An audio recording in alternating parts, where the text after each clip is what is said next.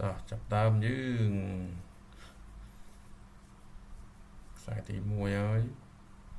ចាំមើលតើខ្សែទី1នេះត្រីស៊ីអត់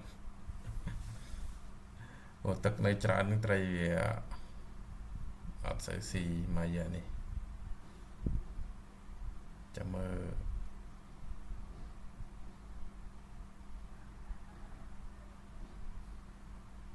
អូចូលមួយហើយបាទមួយនេះដឹងបណ្ណាបណ្ណៃទេចាំមើលមកដល់លើគោកបាទលទ្ធផលយើងតែរឹងតឹងដែរណាមេតឹងតំណងធំទៅចាំមើលមកដល់លើមិនដឹងអូចេះអីចារឿងត្រឹសតើត្រឹសមេតែត្រឹសបាទអានេះអាចបានគួសមបើទៅដាក់ខ្សែដំបងមកនឹងធំហើយចាំមើលខ្សែបន្តទៀតមើល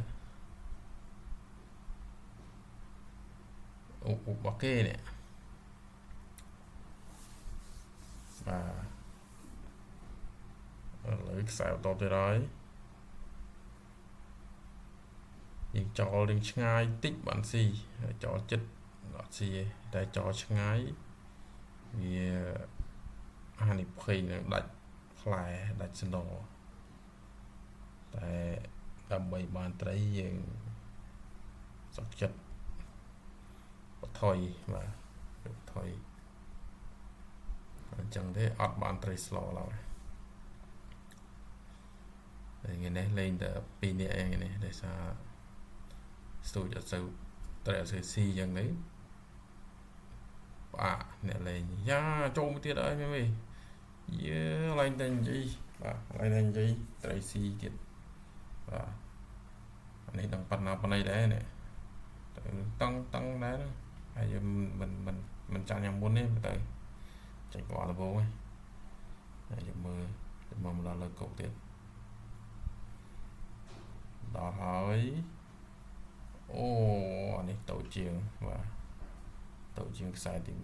1តិចបាទខ្សែដំបូងរឿងត្រឹសអានេះតូចជាងតិចតែមិនតូចប្រហែលទេទៅរឿងធំដែរមកល្មមដាក់ចិត្តគ្នាមកគួរឥឡូវយើងចាំតាប់ដល់ទៀតខ្សែបន្ទាប់បាទទៅហើយបាទទៅហើយទៅមិនស្រួលចប់ផ្លែបាត់ឡើយព្រោះនៅកន្លែងមាត់លូហ្នឹងវាមានថ្មមានសម្រាប់ឈើតែត្រីវាចូលចិត្តនឹងទៀតក្នុងនឹងវាជំរកត្រីវាពេលវាមកតាមទឹក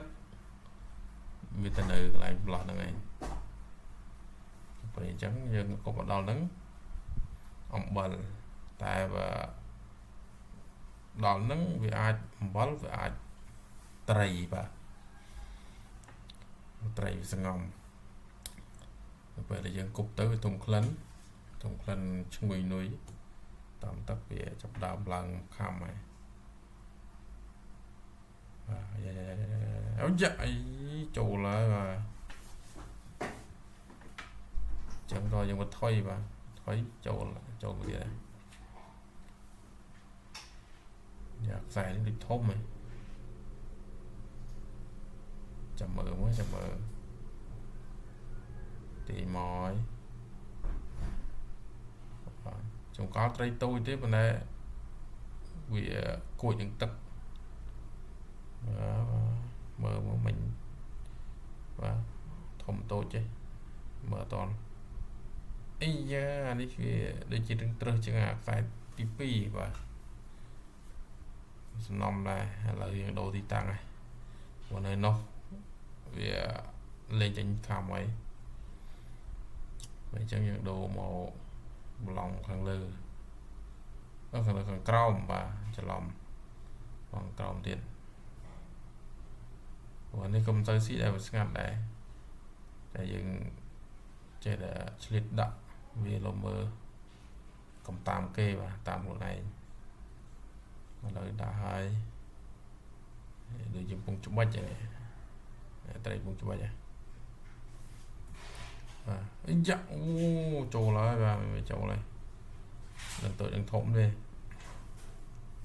bàn thộm tức tròn tích và anh ấy bật cút đây mà tay vì đừng tàu chậm môn mà và vì tàu giống mình được vẫn đăng mà như vậy mà